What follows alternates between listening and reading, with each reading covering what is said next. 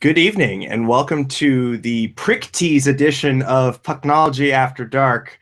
I'm your host, Eric Landy. I think we're going to go straight away to the tank for reactions at the tank. Gentlemen, take it over. Uh-oh, did we have an AOL moment, Chris? Hey, what's going on, everybody? I'm here with Puck Guy, J Alexander 46. You can follow him on Twitter. He's super sexy man. You can follow me at ChrisJWS. Go check in real quick. So a few things, a few thoughts here. Wait, hold on a second. Are we on air? Because I see off air. It says we're live, but the YouTube thing isn't showing up, and the chat hasn't acknowledged that we exist yet. Oh. Okay, well, I mean, chat, do we exist? Not, we'll just go. If it's all for naught, I guess. Yeah, no, it's whatever, we will go for it. So first, I mean, guys, what do you think? The crowd tonight, I thought it was kind of lackluster. Wasn't much of a crowd. No, it definitely felt like we were attending a beer league game. It just kind of seemed, and I mean, with the teams that were playing tonight, it kind of seemed like that. There was bad eyes, bad puck luck, and that's what led to the Sharks' loss. And then the atmosphere tonight was just it was just meh. It felt like Barracuda game on Monday night. I mean, yeah, I don't know. What do you think, Puck Guy? Yeah, it definitely, they said it was a few hundred short of a sellout, but there definitely looked like there was a lot more empty seats tonight. But kind of going off the top of the bad ice, I think you got to go with face-off losses in critical times, either in their zone or on the power play. Very critical and not looking good on that one. Yeah, to add that, I think it was bouncy pucks, but also there were times, I mean, I think the Sharks thoroughly outplayed them, but there were times the Sharks did not take the simple plays they could have made, like where they could have thrown it back down deep. They tried to make a risky backhand pass that turned into a high turnover going the other way. But, them's the breaks. I'm not that upset. They play pretty well. Again, I think they'll do fine. I think if they can just manage the puck a little bit better, if they can manage the face-off. I know this is becoming a drinking game with us every time we mention face-off losses and everything else like that. But I think, desert dogs. No, but I think that if it wasn't for that one unlucky bounce where it went over plastic stick and bronze stick at the minute and 5 seconds left in the game, we would have seen this game go into overtime, but unfortunately, it goes right on 22 stick and it goes in the net. So, bad puck luck. Yep. Okay. Yeah, just quickly to wrap things up, it just seemed like they were a little lackadaisical early on with the 4-day layoff. They definitely didn't look like they were up to the challenge right away, and Ottawa took advantage of that, getting those 2 quick goals early in the first, and unfortunately, it was too little too late, but they had to come back, and then everything just seemed to be mixed up, including, like we said on the Facebook Live, the decor was all mixed up tonight, too. All right. Thanks, guys. We got here. Check out our little broadcast on Facebook. Like us on Facebook if you don't like Pucknology already. Peace out, guys. Well, as I was introducing, and I guess we weren't live, this is Pucknology After Dark, the Prick Tease edition, where they tease you with going to overtime with 1 minute left in the game and apparently piss it away. Anyhow, we are live, and we're doing this for the viewers, and we're doing it for everybody else. So please send us some questions, and we can get them on air and talk about them. I'm at Eric Landy. There's at Backhander76, excuse me, and at Drew Weber. So, I mean, overall, what was your guys' just opinion of the game? My balls are smashed right now because of that game. Yeah.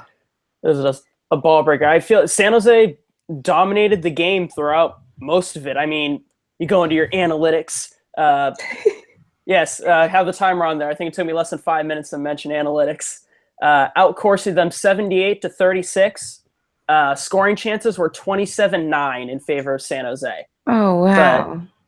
So bad puck luck. Ottawa did a good job collapsing on Condon. They also dominated the neutral zone throughout a good portion of the game too. So, yeah, I'm still pissed though. Bad puck luck. I imagine that at this point it's where AJ would say, and this is Ottawa's backup goalie, and you know how we do against your backup goaltender. They tend to be the Sharks' kryptonite. Spot on.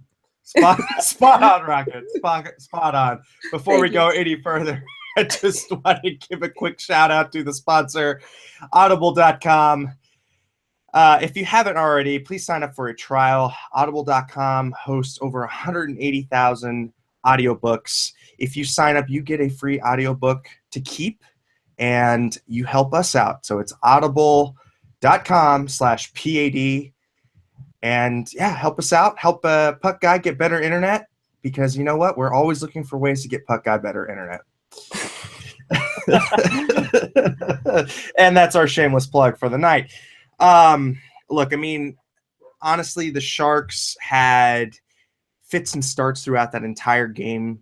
I think you really saw the D-core, and especially that Vlasic-Braun pair, get victimized a little bit tonight. I felt Braun was not making good decisions with the puck. I place a lot of blame on him, actually. There were quite a few times where he ate the puck instead of making a quick up pass. And Vlasic also looked uncharacteristic tonight. It looked like just both of them were mentally a step slower tonight. And I think ultimately it cost them the game. It at least cost them 1 point. Yeah, I mean, the 4 days off doesn't do you any favors. I wasn't huge on Vlasic and Braun tonight either. I wasn't a huge fan of DeMello's game. DeMello had the turnover in the defensive zone that led to that Carlson goal. You know, but that's what's going to happen when you have 4 days off. You're going to be a bit rusty. I mean, overall, I think the forward core played well. That last goal, I think, was a little weak by Jones, who statistically did not have a great night tonight. Yeah, we look at it. Martin Jones saw, if we get these stats updated, thank you, NHL.com. Is it 15 shots? Yeah, 16? Yeah, 15. 16 shots, 13 saves. That's good for a .813 goals against save percentage. Excuse me. And yeah, just not. The first goal wasn't his fault. I think the second goal is debatable, but that third goal shouldn't have gone in. It hit him on the shoulder. He should have been able to at least deflect it out a little bit more. It was kind of a weak goal, in my opinion. Vlasic, I don't think in that last goal had his stick to the ice defending very well. He kind of gave Chris Kelly an outlet to make a good shot. And I think ultimately it was just those mental lapses that just cost them at least a point in the standings tonight. And when you've got Anaheim already getting a point, and I think they went to the shootout, and the final in that is Carolina 5, Anaheim 6. They roar back from a 2-goal deficit in the third period. And here come the Duckies again. So, Rocket, I mean, what was your overall feeling of the defensive core tonight? I felt that the D-core gave it their all, but they were disjointed by the absence of Schlemko. I don't know if he, maybe is their, I don't know, their kind of their bond, their base of who they need to hear from before they all feel good. But they definitely felt like they were missing something. So I would think it's him. So wait a minute. So are we saying that the Hunter Pence of the Sharks defense core is now Schlemko? I don't know anything about bowling. Sorry. Oh. Rocket backhander, ladies and gentlemen. Rocket backhander. Always zinging those ones past us. We love her. Wow. When you work with AJ Strong, you have to run. You have to run quickly. Yeah. It's like running with the balls, Yeah. You gotta be on your feet. Yeah. Actually, it's more toes. Like that scene in Indiana Jones and the Temple of Doom where he's got that giant boulder that's chasing after him. It's sort of like AJ's the boulder, and you have to be Indiana Jones at all times and just keep going. Otherwise, you just get smushed. That is definitely a semi-accurate description of AJ Strong. Mm-hmm. Said with love. Said with much love. And we've got Fantone24. I don't know if you're new to the chat, but welcome. And Schlemko has been super solid for us on that third D pair. Yeah, he was. Mm-hmm. And I think the strongest D pair was the Burns Martin pair. I mean, I think night in, night out, they're normally one of the stronger D pairs. But I actually liked Dylan's game tonight. It seemed like he was making some real good up passes.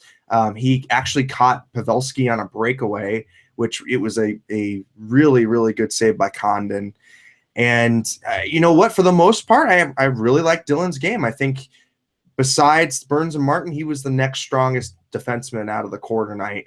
Then I'd probably put DeMello and then Vlasic and then Braun. I mean, Vlasic and Braun just had a horrible game tonight. And really, I mean, it was defensive lapses by them that cost them the point. And who knows, you go into overtime, it's anybody's game, maybe 2 points.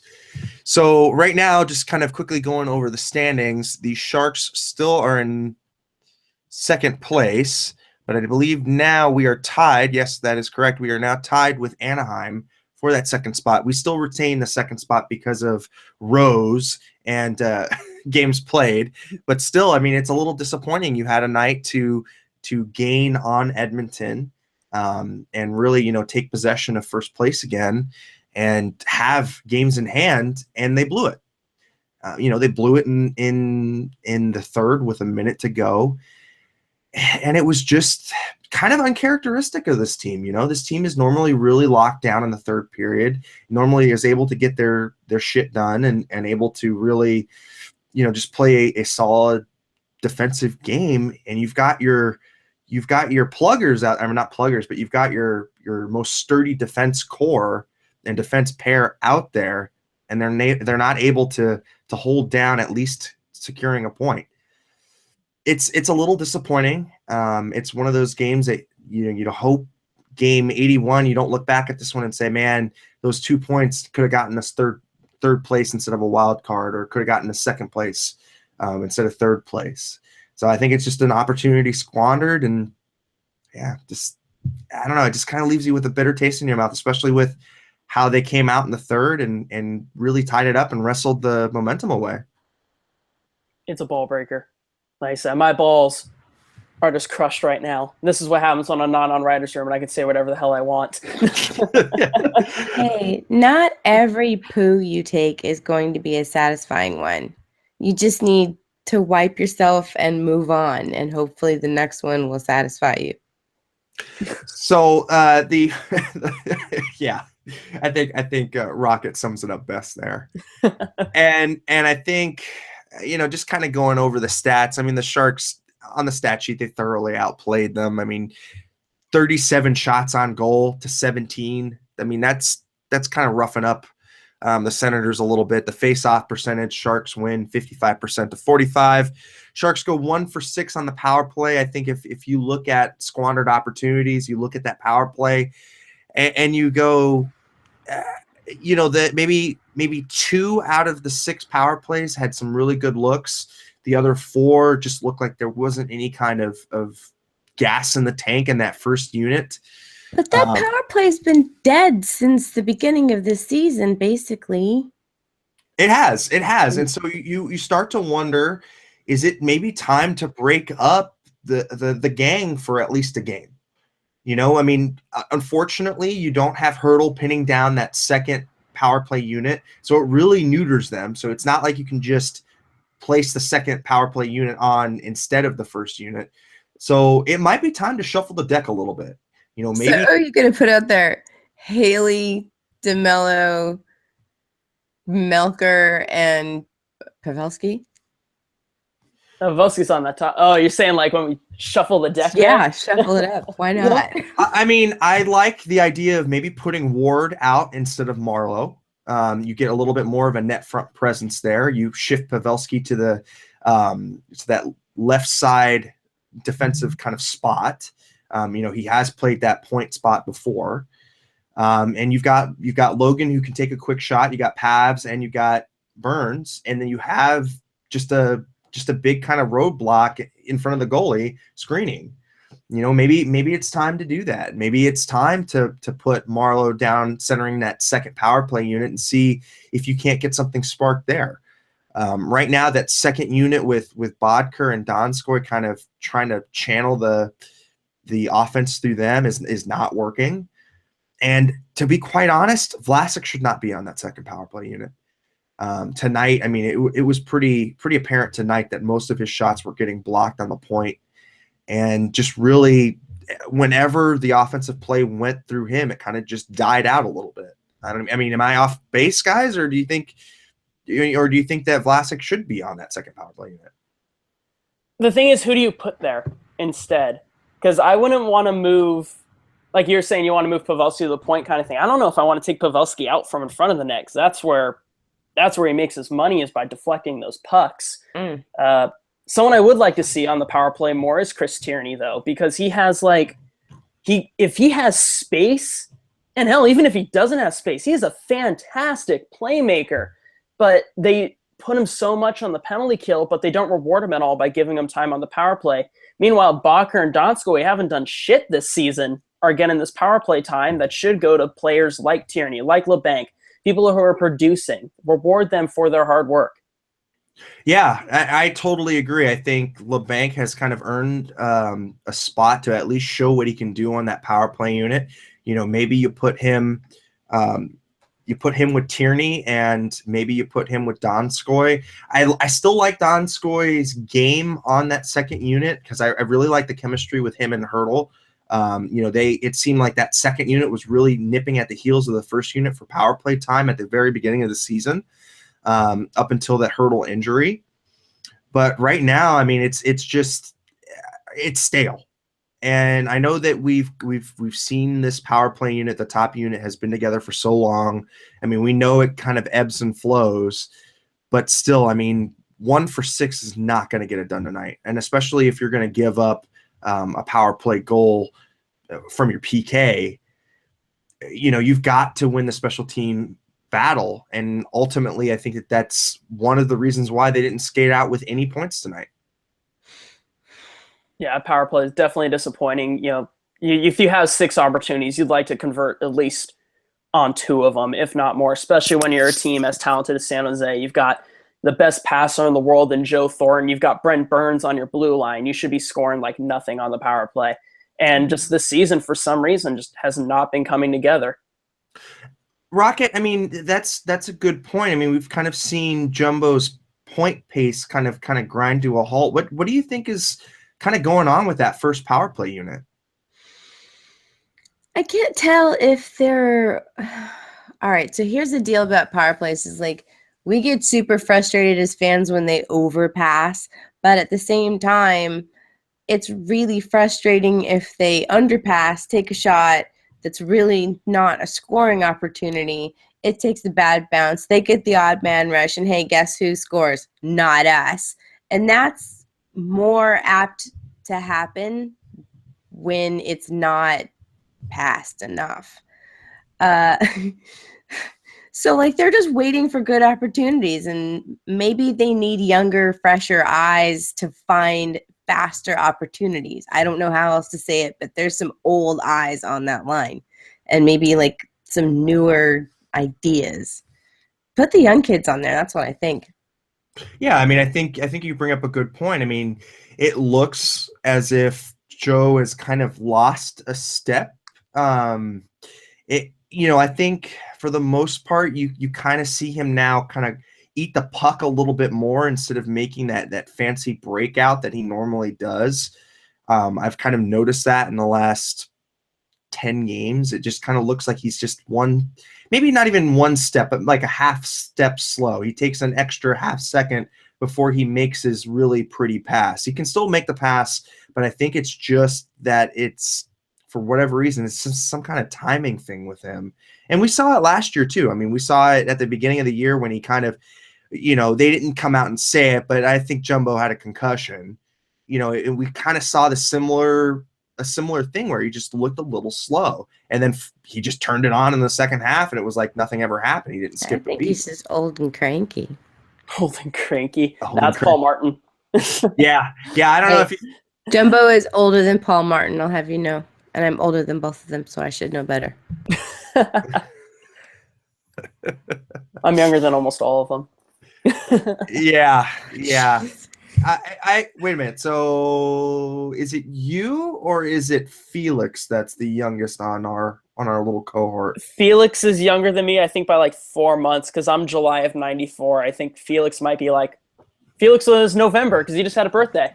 Ah, right. And That's I right. graduated Happy high birthday, school in Felix. '96. Wow. Well, I mean, Pucknology has people and ages of all ranges here, and it gives us different perspectives. Sometimes you got to have those veterans to give you that good perspective. Just Sometimes ask you need the Puck, new ones to get creative and do math. just ask Puck Guy. Sorry, Puck Guy. Just kind of running through the numbers real quick, kind of the time on ice. We kind of always like to go break that down forward by forward. So in the forward department, you had Pavelski and Jumbo clocking in at about 21 minutes apiece. You had Couture with 19 minutes. Those were your forward leaders tonight. Patrick Marleau had 20-42 as well. So it was really top heavy tonight. You kind of expected that with the team trailing. On defense, you had Bernsey clocking in at 26-46, and you had Mark-Edward Vlasic at 23 minutes, Justin Braun at 20-49, and Dylan and DeMello had 12 minutes. So, DeBoer again, is starting to rely a little bit too much on the big guns again, and I'd like to see a little bit better distribution. I mean, I know they just came off 4 days rest, but still, you want to keep some gas left in the tank at the end of the season, especially if this team has aspirations of going deep again. I think a lot of that is because he's trying to shelter DeMello, and I don't think he has to, but I think that's what he's doing, because if Schlemko's playing there with Dylan's going to get 16, 17 a night. But when he has DeMello, there's a little bit of lack of trust there. That's why they go down to 12 minutes and they rely more heavily on the Burns-Martin, Vlasic-Braun pairings. See, the Vlasic-Braun pairing doesn't work very well if you overwork them. Like, if you give them extended minutes, it doesn't work. Like, yeah. I knew this from last season. Oh, no, and I think Rocket brings up a great point. It's that Vlasic has always been a defenseman who is good at about 20 minutes or below. I think any more than that, and you do start to see him make those mental mistakes. You do start to see him tire out a little bit because of just how defensively aware he is in his own zone, and that can be really taxing.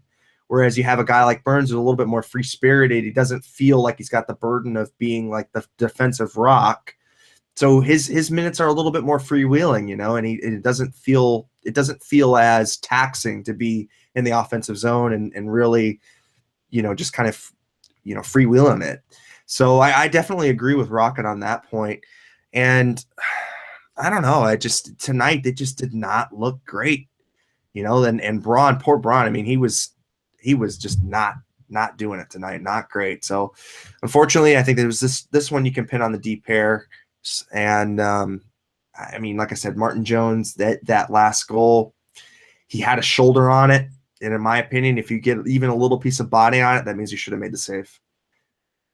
I don't know. What do you think, Drew? I think Jones should have that save. I didn't like the way he was squared up to it, because with Vlasic being draped over was it Kelly? With Vlasic being draped over Kelly the way he is, Kelly can't go to his backhand. So Jones should recognize that. But the way he was playing it, he was still square to as if he could go to the backhand. I think he needs to take away more of the right side of the net there, because he can't go anywhere else. Vlasic has the other side covered. Yeah, no, I definitely agree. So in that particular instance, I think that, and I know Slushy's just going crazy in the chat with the I thinks. Honestly, I feel like if Jones would have played the side that Vlasic didn't have covered, he could have been a little bit more square to the shot, like you were saying, Drew. I guess overall, what do you think about the offensive output, Rocket? I mean, I think this team is still kind of floundering in the offensive zone, and it's just not generating enough offense. Oh, this is a good question, because they are still the lowest scoring team so far this season, aren't they? They still haven't broken 5. That's They're the correct. only team that hasn't broken 5. Yeah. That's these weird stats. I think that goes to speak towards their system of keeping more, just playing more of a defensively minded game across both the offensive and the defensive pairs. Just to keep everybody, and I said this the other day on the Pucknologist podcast, which y'all should catch weekly. It's a great show. It has me and some other people. We're great. Anyway, I talked about how what they're kind of doing is creating an entire little clone army of Brent Burns defensively minded forwards and forwardly minded defensemen. So I like that one. Forwardly minded defenseman. you know, whatever. It's offensively minded blue liners. There, how's that? I know what I'm saying. I'm just saying it weird. Leave me alone. Yeah, no, like so like everybody's sort of on the same page, even though they know what their primary position and responsibility is. They all kind of know that they need to carry both ends of the weight. And I think that they're really adapting to doing that. They're getting a lot of defensive coverage, and there hasn't been several blowouts, have there? Like 1 or 2? I think that Pittsburgh game, God damn it, I keep saying I think. That Pittsburgh game was a 5-0 spanking, and I would classify that as a blowout. Yes. But I don't think that they've had, God damn it, why do I keep saying I think? It's in your nature, Landy. I guess I think a lot. Has there been a game where they've let the opposing team score more than 5? Yeah, Rangers. Okay. They lost Oh, 7-4. Okay.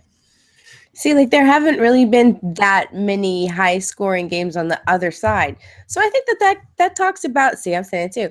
I believe that is a testament to the kind of defensive system that the Sharks are running, and they're running it hard. I'm not upset at this. It's loss, whatever. I'd be interested. I tend to agree. I would be really interested to see what the scoring output was of a Peter DeBoer team in the first year versus its second year. And I would wonder if maybe the defensive-minded system that he plants in the first season doesn't fully take hold until the second season, and then you kind of see that their offensive output drops. And I'd be really curious if that is kind of a trend, because it seems like their defense is much more locked down this year than it was last year.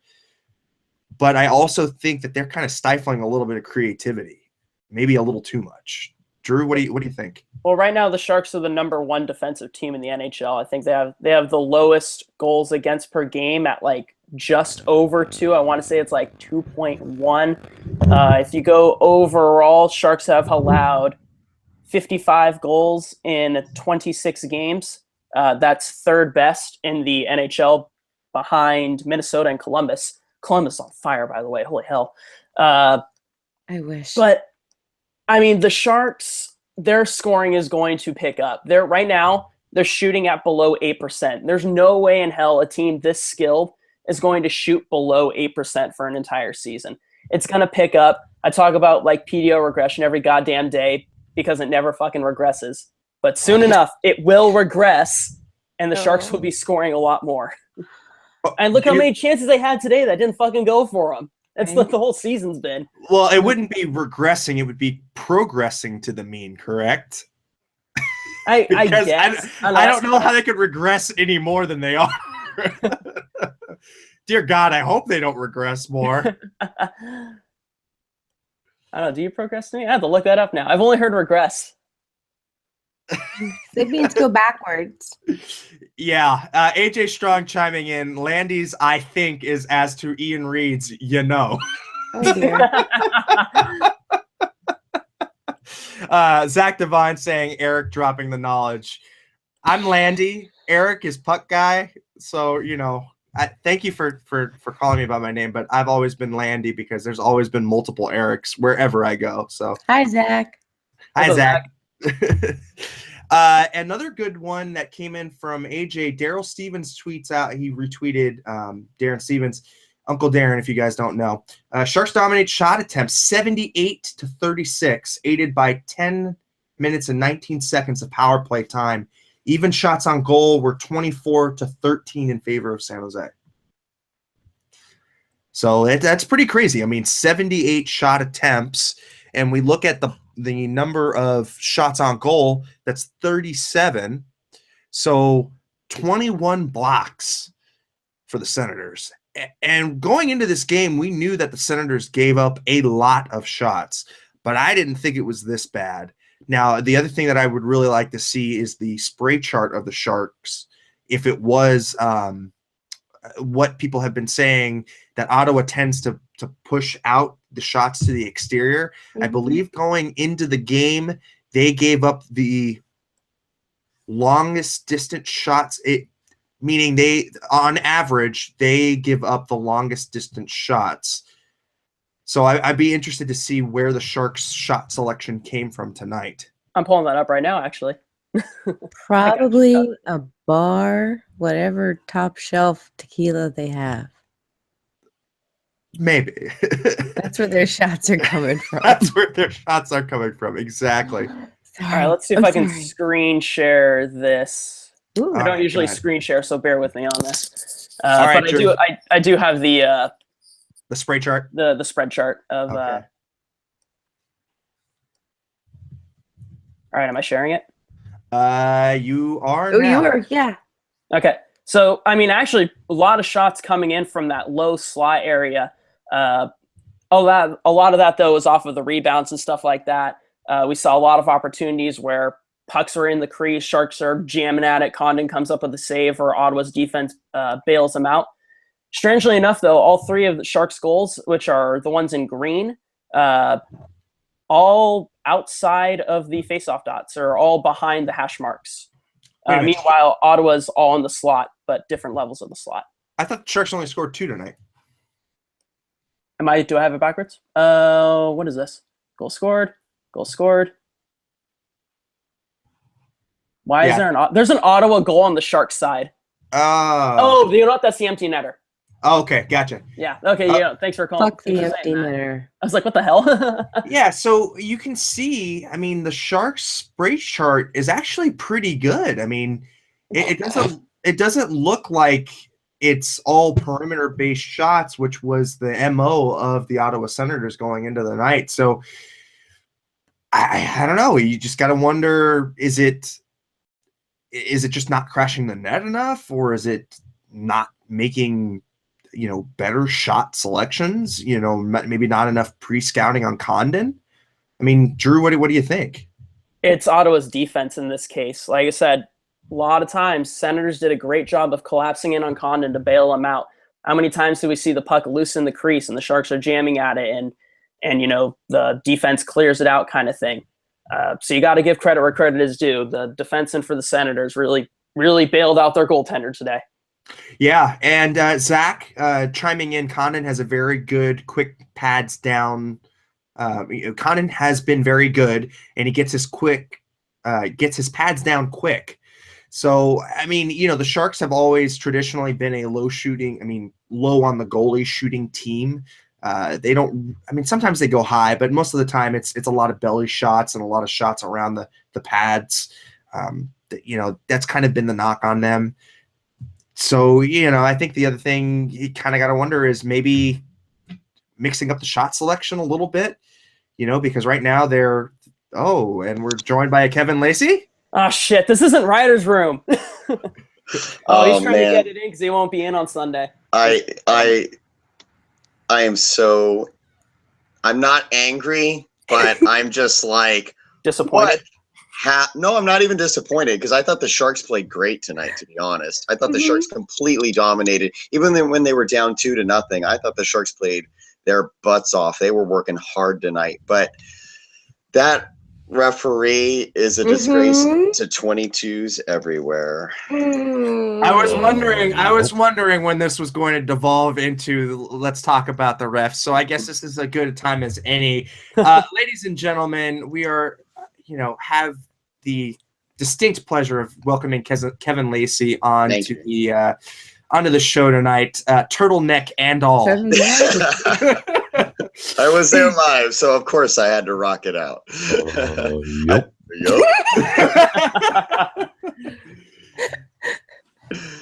Thank you for having me, guys. Ladies and gentlemen, we welcome everybody to Pucknology After Dark. I guess it's an invasion of the writers' room. And why the hell not? No, but I really thought the Sharks worked hard. I mean, I really liked. I don't know how DeBoer's management was over the roster, because I did see, Drew, that you tweeted out that Haley was getting no ice time that whole game. But I did think that the young guys were getting a real solid opportunity tonight. Like Tierney was getting power play minutes. LeBanc was on the penalty kill. I mean, it was nice to see that it wasn't just the top guys getting the special teams minutes tonight. And I thought the Sharks looked really good. Yeah, they didn't score on the power play, but I thought they played well. I mean, quickly, what did you think of the shot selection tonight? The shot selection, I heard you guys talking right before I jumped on about it seemed like they were shooting from far out, and I did notice that. Mike Condon was just giving up rebound after rebound after rebound. The one thing that I didn't like that I saw from the Sharks tonight was that they were going for the home run play an awful lot, and it wasn't working out for them. And I mean, granted, yeah, you never know. That one time might be it, but it never happened tonight. So I would have liked to see them mix it up a little bit more as far as their entry goes, but the effort was there for sure. And yes, Princess, you know what? I've been so close to saying Mike Condom all night tonight. So, thanks for now implanting that into my brain. I wish the Sharks could have broken Mike Condom tonight. I'm sorry. Rocket, quickly, I wanted to talk to you about just the overall officiating tonight. What did you think of the officiating? It pays to be in the right position, all right? Because no matter how much you see, you have to see the beginning of it, you have to watch it happen, and you have to see the end of it. If you only catch two parts of it, you can't call it. Even if you catch the middle and the end, if you know how it started, if you can't catch who initiated it and how it started, you can't call it. And that's just disappointing. And you're like, well, what were they looking at? A bunch of other shit that was going on. It wasn't like it was just some fucking polar bears and tumbleweed that they were staring at. Dipshit, there's a goddamn hockey game going on. Yeah, Couture getting drilled into the net, dude, and it's like that should have gotten the officials, view right there, and then the punch in the back of the head. Come on. But he didn't have a good vantage point from where, because just body positioning, all he could see were like legs and thighs and whatever else comes in a chicken bucket. He couldn't see, who initiated what kind of contact into the net from his angle. And that's not what he was looking at. That's not what he was like watching, and he shouldn't have been. It was just unfortunate, and crap like that happens, and that's why it's tough to be an official. Yeah, I think. Boom! There it is. Take a drink. Fuck. Strong timing in on the chat saying, "I look forward to that game, Polar Bears versus Tumbleweeds. Both better names than the Golden Knights." Look, you call 10 penalties in the game. If you're counting both the number of penalties from both sides, 10 penalties, and it's 6-4 in favor of the Sharks. So, in my mind, 10 penalties is too much. You're basically spending 20 minutes of a 60-minute game in power play or PK. So, if you're going to be really selective about the calls that you make, you need to make the egregious plays, and you need to call those out. That Bobby Ryan hit to Logan Couture, I did not like. I also thought that the Phaneuf spear on Carlson was kind of bullshit. And I think if Carlson would have, God damn it, if Carlson would have retaliated, he would have gotten the penalty there, and Phaneuf would have just skated away. And we know that's Phaneuf's game. You know, he's always had it. He's always been a big douchebag. I mean, that's his game. But still, I wish that the officials would kind of take a look at that and be like, hey, you know what? That doesn't belong in this game. You know, people don't need to be getting speared in the junk all the time. What do you guys think about that? I think Carlson's balls are more broken than mine at this point. Oh, they make equipment for that kind of thing. I honestly, I didn't hate the officiating. The Phaneuf spear is the one that I was like, you got to call that. The Bobby Ryan hit on Couture, maybe I need to watch it again. I didn't think it was dirty. I thought it was incidental contact, Ryan trying to tie out Couture. I may need to take another look at that. But, I mean, from what I saw, that's what I thought of it. The Marleau interference penalty is a softer call, but it's the right call because the puck had not gotten there yet. Marleau does play the body. But I think that's a 50-50 call. Am I getting shit on in the chat? It wasn't me saying it. If you look on Amazon.com right now, I'm pretty sure if you type in Phaneuf spear, there's an entire line of adult products that will come up. All ball spears better. It's a whole different kind of turtleneck. I love how AJ just kind of sprinkles that little bit of commentary and just makes it go. AJ's been chilling in the chat for been chilling in the hangout for like 20 minutes now. I think that's the first thing he said. Yep. Kevin Lacey, and AJ corrected me that the Sharks did get a power play goal, but he didn't chime in on the chat. He sent me a text to say, you could have just said, Kevin, you're wrong. Yeah. But, you know, I'm glad you brought up the Marleau call because the Marleau call I thought was an excellent call. I was probably the one Sharks fan in the arena that wasn't yelling, ref, you suck on that. And then the Couture thing happened, and I completely turned on the guy. But you know, the officiating I thought was fine up until that point, and it's just disappointing that the Sharks played the way they played, and they couldn't even get 1 point out of it. Yeah. I do want to know. You guys were talking about Phaneuf and everything. I didn't see that live. So what happened with Phaneuf? Phaneuf speared Carlson in the balls. Oh, yeah. Great! When was that? It was pretty nice. I mean, you saw Tierney set up Carlson with a nice redirect. I remember that. Condon makes a great save, and then Phaneuf proceeds to take his stick and shove it right in. Melker's Carlson. Was that when? Was that when Carlson went down laying in the crease? Okay, I remember that. Flipped over, kind of. Okay, he gave him a new 5-hole. It's sort of like he was playing hamburger and he just got spatula. I don't remember if it was like a Reddit AMA or if it was like a silent survey or something by the NHL players, but Phaneuf was always tagged as a guy who likes to spear and likes to hit people in the nuts when you're not looking. I mean, he's always had that reputation. Everybody has that one friend. Exactly. You know, that one friend that loves to sack tap you. That's Phaneuf. And that comment was saptacular. Yeah. Oh dear God. I just wish that the NHL would really come down on that kind of shit because it's not needed. I mean, like, what the fuck? It's just not needed. Oh, like, you can't do that accidentally. Says the guy whose lower third says balls. Hey, I like mine. It was balls tonight, though. All right. The way it was such a prick tease. The Sharks prick teased me tonight. They really did. Meh, whatever. It's December. Early December. Yeah, and Rocket puts it into perspective. It's just December, people. You know. So if the playoffs ended today, If the playoffs started today.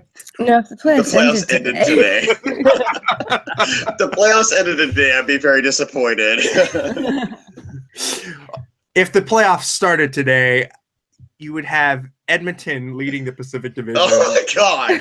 San I'd be really Jose- disappointed. Yeah. San Jose in second place, the Ducks in third place, Calgary in the number 1 wild card spot, and to Puck Guy's joy, Winnipeg would be in the second wild card spot. Wow. Over in the Central, Chicago, of course, leads the Central. St. Louis is in second place, and Minnesota, Eric's other love affair, is in third place. Going over into the Eastern Conference, Pittsburgh leads the Metropolitan Division with 35 points. The Rangers have 35 Their points. fault they can't go facial hair. Columbus, unbelievably, still hanging on to that third spot in the Atlantic. Montreal, Ottawa, and Boston. I mean, Ottawa and Boston, who would have put them in the playoff picture? But hey, it's December, people. Washington in the first wild card spot, and Philadelphia, believe it or not, is in. Yeah. Yeah. Hey, This happened. hey, Landy, Yeah. are you gonna decorate your laundry with Christmas lights? Oh, nice. Well, it's funny you say that, but I do have some like reindeer boxers and some other stuff I could probably hang around there. Maybe like And what is Rudolph's red nose when you're wearing those? No, he's good. Oh, You have to God. get those glass ornaments. Like those balls. Glass balls, just like The balls. put all over balls your like. laundry. All right, Chester. If you're watching, you could like just Photoshop some glass balls right around Oh my here. god, tinsel. And Oh, with angel. tinsel, yeah, exactly. So you got to have like balls, tinsel, and an angel. That is your job tonight. It's your new tradition, Landy. You just don't. You don't have a tree. You have a pile of laundry. Yeah. You put presents under the bed. Who knows what hides under the laundry? Nobody knows. Could be presents. It could be presents, or it could be balls. We all know. If you're naughty, you get balls. Ooh. Ooh. Gentry, yeah. Gentry chiming in. It is the NBC division, also known as the Nothing But Crosby division, which Also acceptable. Yes. yes, also acceptable. I don't know. Like, I mean, really, I think overall the general trend that I'm seeing from the Sharks, we still got to worry about face-offs and offense, and we've been saying it for the last 10 games. Face-offs and offense. When do you guys peg this team to wake up out of its stupor? As soon as Bodker gets benched. Yeah, Right, hurry the that fuck time. up and like bench Bodker or do like he hasn't done anything. What has Bodker done? He's gotten chances and hasn't converted on them. He's fucking Matt Nietoing it. I've seen 5 games this season, and I felt like I've made more games than Bodker has. You've got Meyer, who's fucking tearing it up in the AHL. Goldobin, I guess, has really worked on his defensive game, and he might be ready soon. There's so many good people in the minors right now that you could call up. Carpenter, O'Regan, all of them were playing better than Bodker, who has 4 fucking points. I think 4. this is where the Canadian would say something about the cap, and that financially, this is why they haven't really moved him. I mean, you've got that LT or not LTIR, but just IR cap relief right now from Hurdle. So you definitely have the room to move pieces around as far as that goes, bringing pieces up, bringing pieces down. So from that perspective, the Sharks do have some wiggle room. I mean, do you guys think it's time? It's Timo time? I want to see Pete DeBoer go Pulp Fiction on Bodker and just say, "Hockey, motherfucker, do you speak it?" I want to play. Inglewood Jack.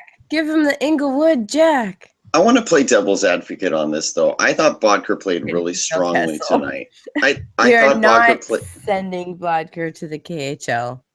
No. I thought Sorry. Bodker played very strongly tonight. I thought he was really good on the forecheck and on the penalty kill. However, I will agree, Bodker doesn't get paid $4 something million to be an elite penalty killer or even an average penalty killer. To skate So, to the net and do yeah, absolutely so- nothing with it. Yeah, but I think his game is coming around, but it's definitely not where we want it to be yet. I think So- Bodker is finished for collect a check. That's Danish. Danish. Danish. Oh, whatever. It's like I wanted. You know what? His entire play is ish. Well, yeah. It's like I want to defend him, but we're 26 games in Yeah, here. Like, there's only so much I can do for you, man. Hang on, let me pull up some numbers here. And that's No, the like whole his thing numbers is are we decent. heard. That's like we Hockey Jerk and I heard- have gone back and forth on this, or not back and forth, but like we've talked about it, about how on paper his numbers aren't bad, and there's really no reason on paper why he shouldn't find a spot in this lineup. You but don't the sign a guy reality for 4 is- years at that price for not bad. Not the reality is just he's not finding any chemistry. So whatever it says on paper just needs to go out the window at this point.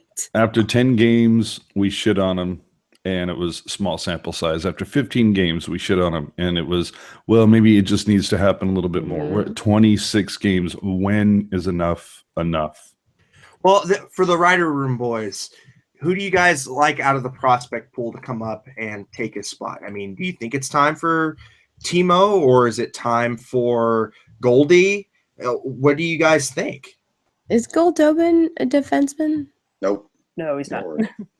I mean, we discussed this a little bit on the last episode, and I know I had said I wanted Meyer to play a full season in the AHL because the Sharks were winning, but I mean, until Hurdle gets back, if it's not going to take more than 9 games and it's not going to burn a year off of his ELC, why not call him up? Why not give him a look? Even if you just send him down when Hurdle gets healthy, that's fine. But see how he looks at the NHL level and go from there. But if he's ELC is So- already Yeah. burnt. ELC is already burnt in the AHL. Right. And Okay, that's that's something fair, that Slushy Jake asked a couple Exactly. days ago about Kevin LeBanc, and I wanted to say that, yeah, all these guys in the AHL, they're on their first year of their contract. It doesn't matter what level they're playing at. Yeah. If they're on a pro contract, not an amateur tryout, it counts towards their contract. Timo has a bad habit of retaliating, and I think maybe the NHL doesn't want him to come up yet because they don't trust him fully with that kind of responsibility. I think Lucic West. Go yeah. ahead. Well, look, I mean, I think that's God, yeah. It's a valid point. I really feel like the brain trust might see Timo as kind of a liability right now. And you know what? I think maybe Goldobin is the better choice. And you don't think Bodker's a liability right now? No, in place of Bodker. I'd bench Bodker and put Goldie in a spot. Kevin watches a lot of the Barracuda, so I'm curious as to. I would keep Timo Meyer in the minors for now. I don't think that the Sharks need to rush him. Yeah, Meyer's probably the most easily translatable to Hurdle in terms of his size and how he plays, but I don't think Meyer's there yet. And it also depends on what the Sharks are looking for. Are they looking for more scoring? If they're looking for scoring, probably I would go with Danny O'Regan over Goldobin, because Goldobin, all he's proven is that he can put up points when LeBanc is there, and he can't do anything when LeBanc isn't there. Well, what about At this Uniting point, him. I'd go with Matt Nieto. Yeah. Meow. I'd go with Matt. It might be interesting to see what Couture does with both Goldie and LeBanc. Yeah, Punches him in the face. So what are you That's doing the- with Donskoy? that's the other side to Goldobin, though. He's playing with AHL guys. Like, how he might do fantastic with NHL players. He's got that skill set. I still think Goldobin is more of a playmaker than a sniper. Everyone seems to think he's a sniper. He's not a sniper. He's a playmaker all the way. Well, we know So- that LeBanc though is a Is a goal scorer, Yeah. exactly.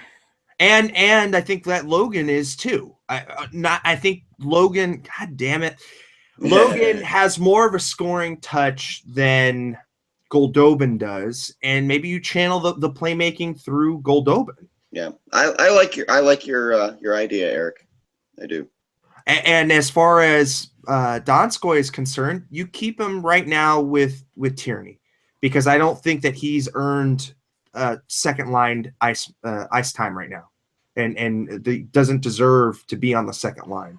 See, it seems like Donskoy and Bodker lately getting about the same amount of points on the score sheet.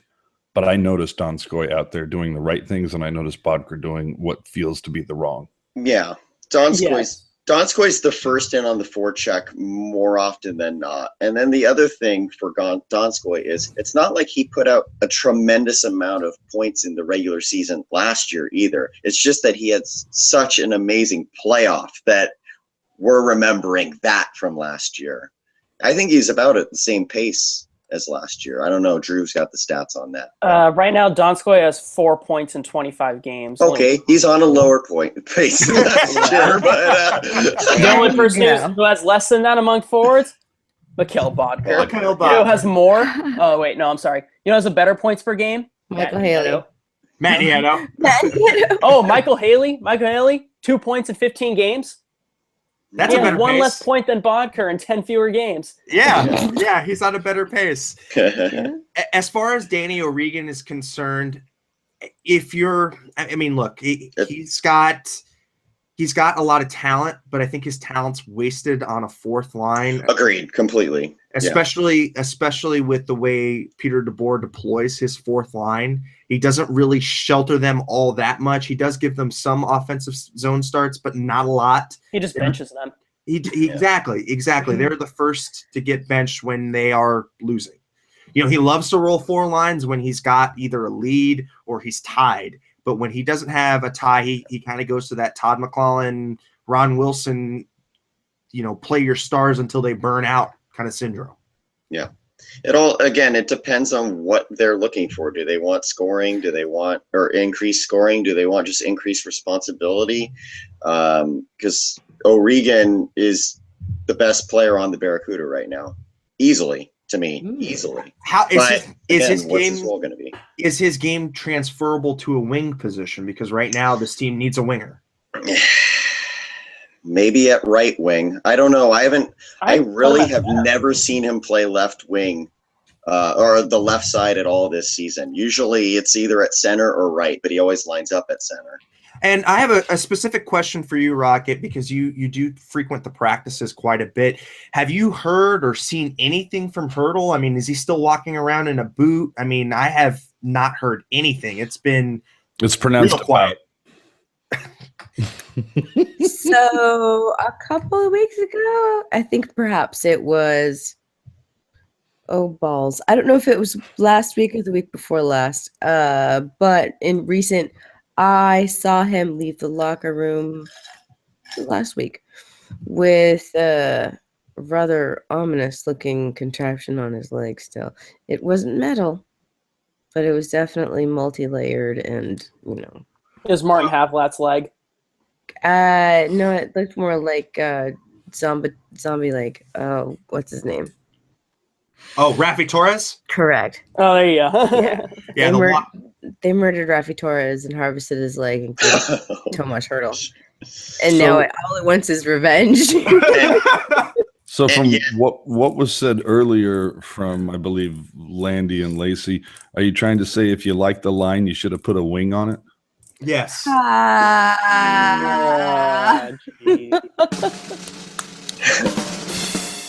But it's yourself. No, that definitely belongs on the Pucknologist podcast. You should check it out weekly. You should. Just kind of looking at it, it's been very mum's the word on Hurdle. They said weeks. They came out and they said the procedure was a success. It wasn't very major. It was a minor cleanup procedure, something to strengthen the knee. You just got to wonder with this team and the way that they release information about injuries, how bad it is. And are we now talking about a mid-January return or like a mid-March return? Because the longer we go without hearing anything about it, I mean, nothing. I called it earlier. I said we wouldn't see him before Valentine's Day. Valentine's Day. I pegged it at the middle of December, which is, shortly coming up upon us, and kind of reevaluating that. I don't think it's going to happen. Landy Hurdle is not going to be under your tree on December 25th. God, I wish he would be. He might be. He might need a massage. I think the Sharks have played pretty well without Hurdle, though. I mean, I agree. it's one loss 8-3-1 tonight, but They're not suffering nearly as much as they were suffering when Logan went down last year. Yeah. True that. Oh. Very, very true. However, the team is just lacking an offensive punch right now. I think outside of that first line, which really looked dominant tonight, and it was good to see all three of those forwards really just be on a really good game. I thought Marlowe looked really good, and I thought that Jumbo really besides I said, besides being a half step slow, he's still Jumbo. He's still making good passes, still keeping possession and driving it. Just seems a little bit slower, but I don't know. I kind of just feel like when Hurdle's in the lineup, it kind of just solidifies the centers, and it kind of just slots everybody into the correct spot instead of playing Tierney on a third line role, which I hope that he runs with, and I think he is, but still I'd like to see him, get a little bit more confidence in that third line center role, because right now it just seems it's a little bit in and out. It's just luckily Hurdle being injured and there being a lack of scoring hasn't mattered all that much, and that's very fortunate that the Sharks have really stepped up their defensive game in his absence. Mm-hmm. I like how Tierney has played in Hurdle's position. I think, what does he have? It's 4 points in 9 games since taking that spot, something like that. 4 points in 9, 6 points in 9. He's been doing fairly well, and no one in the bottom 6, at least as of Friday's game, has finished with a minus since Hurdle gotten injured. So they may not be scoring, but they're also not giving up the goals either, which is good. But you would definitely like to see the scoring come back, especially from people beyond that top line. Wait a minute. Are you putting Bodker in the bottom 6? Yes, I am putting Bodker in the bottom 6. And he doesn't have a minus? Nope. Not since Hurdle went down all the way through the Montreal game. Did not finish a game with a minus. Yeah, and primarily he was playing with Donskoy and Tierney, which actually I think was a pretty effective threesome. Yeah. Mm-hmm. Giggity. Yeah. I still don't. This is gonna be a sexy after dark. Well, I think you kind of talk about balls. You set the tone, Rocket, with that beautiful blonde hair. Right? I thought it would boost the rating. Works for Nancy. All right, so I guess let's go around the horn on the Sharks' upcoming games. We've got a 7:00 start in Quackenheim. Rocket, what's your prediction on the game? What do you think is going to happen? How do you feel about it going into the game? Ryan Kessler's an asshole. He's going to play like shit, and he's probably going to do some dirty, punk, stupid shit. Ryan Getzlaf his poor head must be so cold all the time. Yeah, it's like, I know he's bald, but even with the helmet on, he looks bald. You can just tell he's bald. Okay, so this is enough personal commentary about the Ducks. How are they going to do? I think that the Sharks will do well against the Ducks. They have seen this system a few times this year, and Carlisle is throwing up some interesting, little trappy system pushing to the outside, low shooting crap. So they know how that rolls. They know how to go up against it. I think they're going to go at them, and they're going to gut them for 60 minutes and do it hard. What's your final prediction on the score? I don't know. It's going to be a score against another score. No, we're going to win. That's a score. All right, we're going to win. Okay, you put it in the book. We're going to win and go Disneyland. They're going to maybe hit the back of the net, and we're going to hit the back of the net one more time than they do. Okay, Sharks are going to win in a 1-goal game. All right. There you go. That's so Sharks. That's so Sharks. Kevin, what's your prediction on the Anaheim game? Well, I'm going to preface it by saying that last night my hockey team avenged a loss while playing from a couple weeks ago while playing pissed off, and we won 5-1. So I'm hoping that the Sharks won't be woe is me after the game tonight, and they're going to come out and be pissed off and beat the Ducks 5-1. 5-1. Okay, Drew.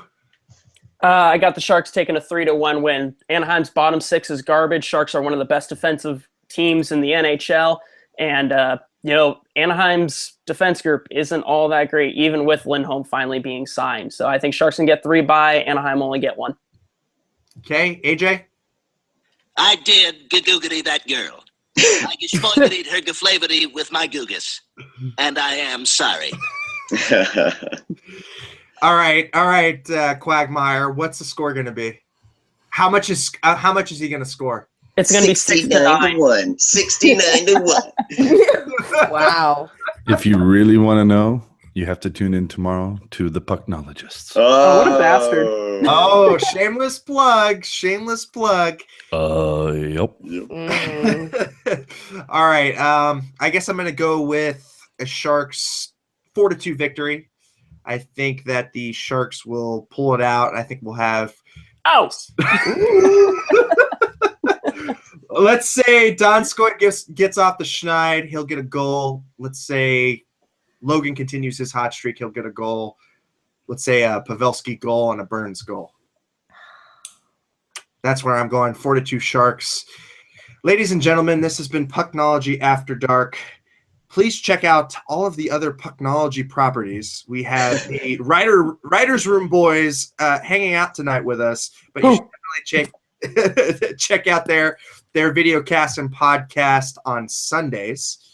We also have AJ Strong and Rocket Backhander from the Pucknologists. And you can find us everywhere. We're like herpes. So any media outlets that you kind of go to for podcasts, you can probably find us. Anyhow, I'm Eric Landy, and thanks for checking us out. And if you haven't already, please subscribe somewhere down there. And I guess it's somewhere down there. It's somewhere down there. Somewhere in the nether regions. Keep going. Keep going. And don't be like the Sharks and be prick teases. So we'll see you guys after the Ducks game. Have a good night. Maybe next time we'll have a happy ending, right?